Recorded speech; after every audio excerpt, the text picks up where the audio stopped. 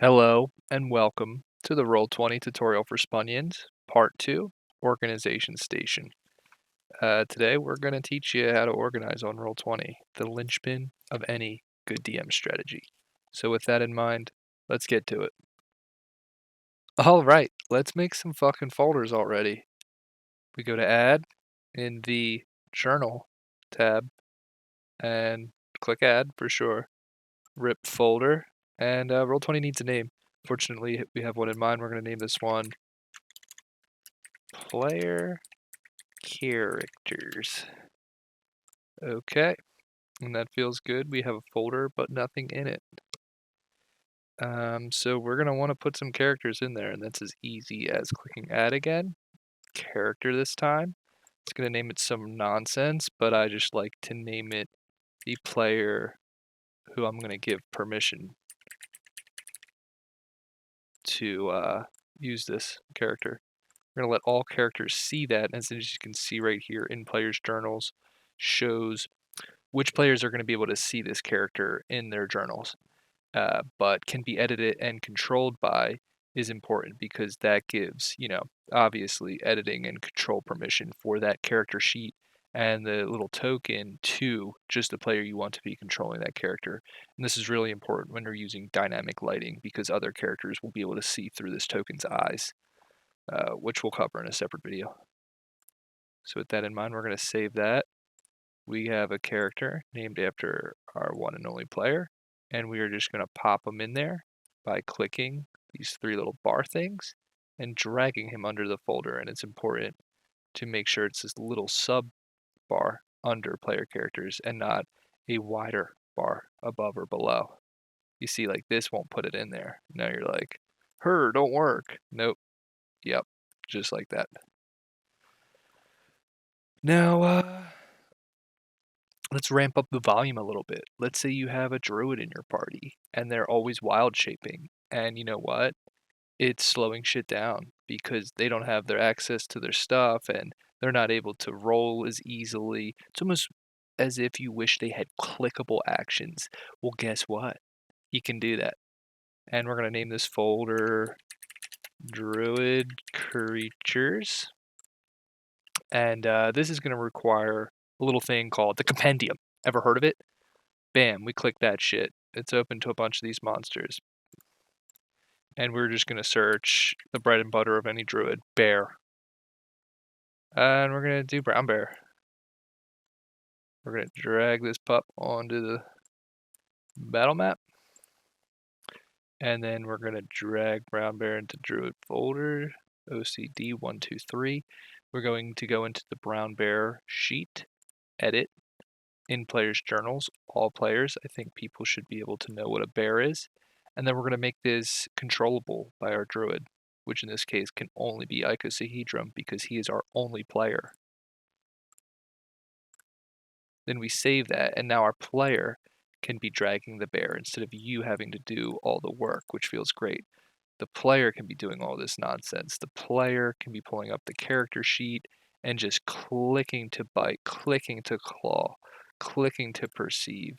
It can know its movement speed and climb speed, its hit points, its armor class, and it's also located in its token for snap decisions. You can see the AC right here, the HP right there, which makes for a lot faster play and feels good. Again, you just go to Compendium, use this handy dandy little search, maybe a ram, or is it called a goat? I think it's called giant goat, not a rote, a goat. And yeah, in that same way, we could just be dragging goats out, putting them into the druid folder, and then making them controllable by our druid. The same principle applies if you have a wizard with Find Familiar, or a summoner with a demon, although you as the DM might want to control the demon or devil in that case because they are notoriously unpredictable.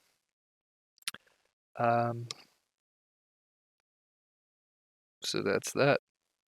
Okay, let's say you wanted to keep track of quests, which is something I like to do because personally I forget. How the fuck am I supposed to remember every goddamn thing that comes out of an NPC's mouth? Sometimes these games are taking weeks before we get back to the Virtua table. So in order to add something that, quest or handout, whatever feels right for you and your group.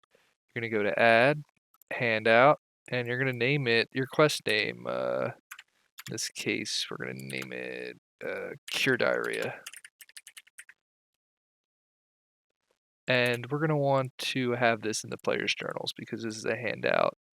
They met the NPC that, has the diarrhea and needs it cured. And if you know how to cure diarrhea in real life, leave a comment, send me an email or just give me a good old ring. But otherwise, that's how you do that. And now the players can all see their quest, cure diarrhea. All right, a lot of you ask me in my dreams, Chris, what happens when you're too organized?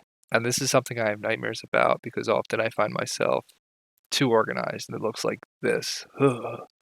All these bees, so many bees. We're swimming in a sea of creatures with BA and BEs. And how the hell are we supposed to find anything in the fever pitch of battle? Where's my bandit captain of Mammon? Where's my bandit captain regular? I don't know, because I'm too fucking organized. So to remedy this, there's a little thing called the search bar. Ever heard of it? And I can just type bandit. Oh wow, look at all the bandits.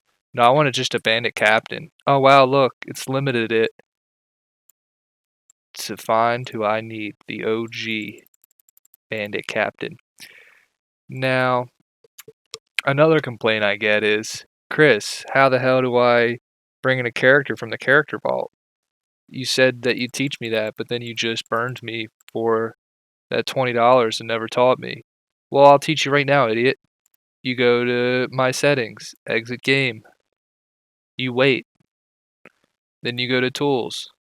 But you don't click it as eagerly as that. You go to character vault. You scroll down past the Hall of Heroes. You go to the bottom to the character you want to import into your game. You select that game, which in this case is called Spoiler-Free Roll20 Tutorial World, although your campaign might be called something more traditional. I don't judge. You export to game. You you double check to make sure it's successfully exported. You rip back to games. You don't get fooled by Roll20's stupid tutorial. You go to my cool tutorial. You launch game. You wait, like Rip Van Winkle. You wait some more, again, like Rip Van Winkle. You click the Journals tab. You scroll to the bottom. You find your guy. You scroll up. And if you have OCD 1, 2, 3, you organize this player correctly before assigning the appropriate permissions.